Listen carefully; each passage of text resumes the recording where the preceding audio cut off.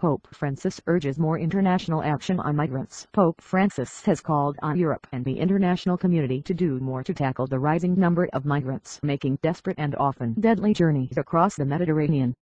The Pope thanked Italy, which has borne the brunt of the rescue efforts, and urged a broader involvement. Some 10,000 migrants have been rescued in the past week by Italy's Coast Guard, but 400 were feared drowned on Monday. Last year, the record 170,000 people made the crossing to Italy. Most were fleeing poverty and conflict in Africa and the Middle East. Earlier this week, an EU spokeswoman said there was no silver bullet for the situation.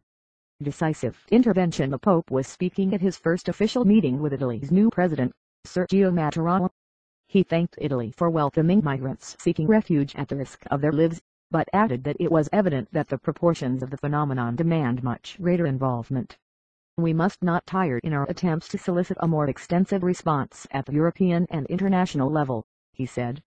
Mr. Mattarella reiterated Italy's call on the European Union for a decisive intervention to stop this continuous loss of human life in the Mediterranean. He added, "These broken lives compromise the dignity of the international community and we are in danger of losing our humanity."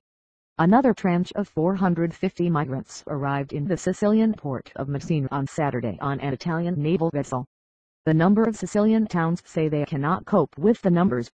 The Italian Navy had set up a search and rescue mission called Mare Nostrum in 2013, but it was abandoned in November last year after some EU members said they could not afford it, and amid concerns it was encouraging more migrants.